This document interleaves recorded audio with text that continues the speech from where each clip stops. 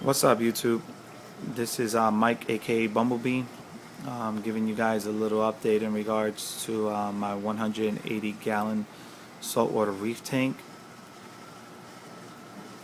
I guess I'm gonna start off by just saying that this tank right now is a month and a half old. Everything is pretty much set up new. Uh, as far as my old videos that I have, I know you see I had corals and other fish in there. Um, I had a tragedy with that, given when I moved. Unfortunately, my fish and corals died, all because of the fact that I forgot to hook up the heater in the containers that they were staying in until I got the tank up and running. It was around winter time, and I had the heater in, I just didn't plug it in. And when I got to 2 days back, I, everything was dead. Water was at 62 degrees. Say no more with that. So basically, I kind of like had a downfall on that one. Wasn't so happy. I shut down the tank, just left it, the way it was. Then eventually, I just filled up. I filled it up with water, put my rocks in it, my sand, and I was trying to get myself back up and getting it up and running, and I just kind of like left it like that for I think like 7 months. And well, I did some rearranging around and whatnot, and I broke down the tank completely, and I went ahead and I put my rocks, my live rocks, in two 44-gallon garbage cans, and I got caught up with a lot of work, so I was unable to do what it is that I was aiming to do, which is getting the tank up and running again. And those rocks stood out of the water for like 2 days, 3 days. So you could already imagine all the bacteria died off of that. So again, I almost felt like I didn't, want to continue with this. But then, being in this hobby is very addicting. I love this hobby. I love the fishes. The marine life is beautiful. This is my peace here. And I'm sure a lot of you would agree with that. So this is the reason why eventually I got the tank up and running again. At this point now, I'm just documenting everything that I do for the purpose that there's a lot of people out there who know about this hobby, and anything that I do wrong or anything that you see that I have wrong, any input will be greatly appreciated. We all learn the hard way sometimes. Unfortunately for me, I sure have. Now, enough with that. Right now, as you can see, I do have some fish in the tank. I believe I have 9 fish in there.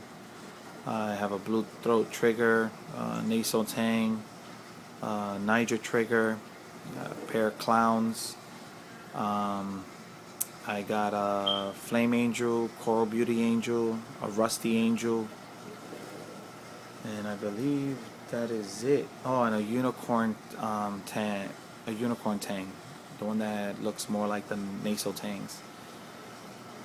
Everybody's been doing good. I do have a cleaner crew in there. At the moment, I have 2 rose tip anemones. What else I have? A couple invertebrates as well, and that's basically it for now. Having a little problem though. I have to change a few things in this tank, and that'll be happening within, I would say, next week. Given that today's Friday, I believe sometime in the middle of next week I should be receiving my new sump, which is I ended up ordering the Aqueon ProFlex Model 4, which is rated for 210 gallons. I believe the flow rate through that is 2,200 gallons per hour. I have 2 Mag 12s in this pump right now, which eventually I'll dial down through a ball valve, given that the sump cannot keep up with it that I have now. It's actually rated for 150 gallon tank. and that was all because of the fact that I upgraded to this tank new in the hobby, and not realizing that the filtration as well had to get all upgraded as well. So I learned the hard way, you know, but eventually I'm trying to correct my mistakes now. I do have that sump coming in along with 2 MP40s. I really love those pumps, the way they work. I think they're amazing. Reason why I chose the Aqueon ProFlex Model 4 is due to New York Stilo, who's provided a lot of helpful information in regards to certain reviews that he makes of certain products that he buys, and they come in handy, I have to say. So big ups to you, Stilo. Thanks for that. You know, that's the purpose of why I'm getting the MP40s. He did a good review on that. You know, I love the way those pumps work. I know this is a 180. Got to see how that's going to work on this tank, and given if I might need another one, then eventually I'll get one down the line. I did also order a Calquas reactor because I'm having a problem with my pH. My pH right now is dropping. I do have a calcium reactor. As you can see, I do have the CO2 cylinder there. I'll give you guys a little glimpse of what my sump looks like right now. And this is the sump. Please forgive me, I'm actually recording this with my iPhone. I'll be doing this with my other camera. This was just a quick video that I'm trying to do here as far as giving you guys a little update of what's going on. So as you can see, that is my Octopus calcium reactor, which is the Milwaukee pH controller here, which helps turns on this regulator on the solenoid valve on the CO2. As you can see, it's right now 7.5. That's because there's no CO2 passing through it at the moment. I did shut it down because, again, like I said, my pH is dropping. I have no way to check my alkalinity or calcium. I did order the Reef test kit. I'm waiting for that to come in. It should be coming in hopefully today, if not tomorrow. I could get that checked out. I have the GFO reactor.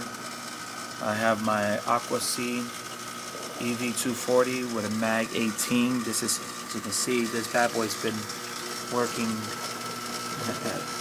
very, very well. And this was also purchased because of the video that New York Stilo made in regards to this skimmer. Hands down, I was looking into one once I saw that video and I saw what it was doing for him. There was no question there. I just went and got it, and it's been working wonders. But this is basically the sump that I have now, and as you can see, this sump is only 30 inches long. It was actually, I guess, like a Berlin sump, so you know, it really wasn't working, I guess, for this tank, given that it's not for this size tank. So this is being changed. I will be making a video of that when I do get that changed, and I will be posting that on YouTube as well. What else? I have my live rock right now. Eventually, well, it's in the process of becoming live all over again.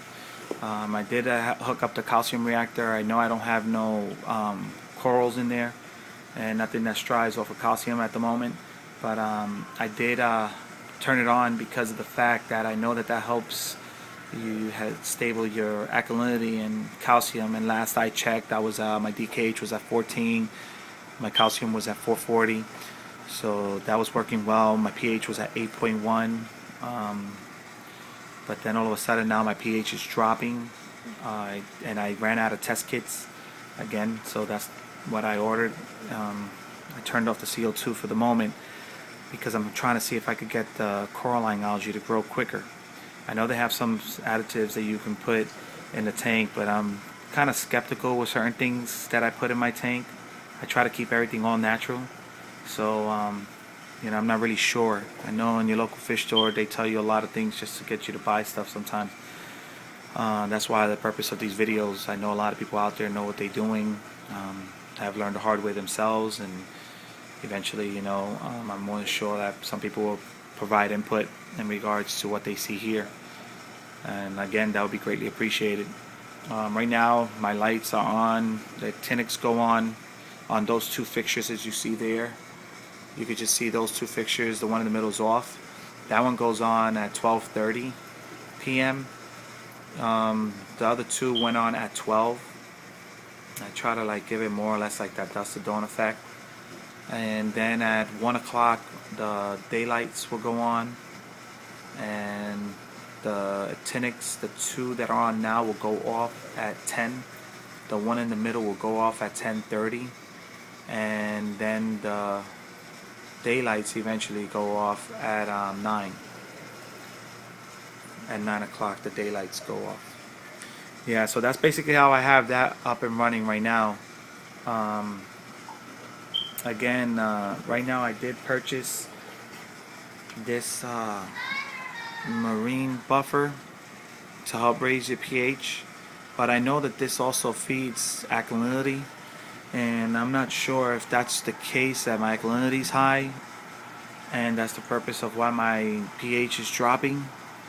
So I stopped adding that, all for the reasons until I get the test kit, which hopefully again they should be coming today, or if not tomorrow, and then I can figure out and pinpoint exactly what's going on here. I do have no nitrates, no nitrite, no ammonia. I do check that. My phosphates levels are low. I pretty much don't have no phosphates in there thanks to the GFO reactor. I did order a biopellet reactor. I did see a review on that as well, with New York Stilo. Again, a lot of this information I got it through your videos, bro, and again, thank you.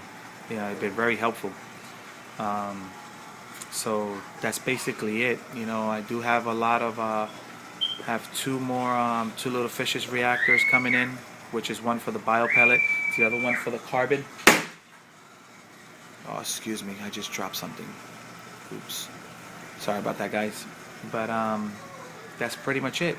So again, once I have all this new equipment coming in, I'm gonna go ahead and put a review on it. A video on it as far as the way I hook it up. Have to eventually organize everything down there anyway, because everything's a mess.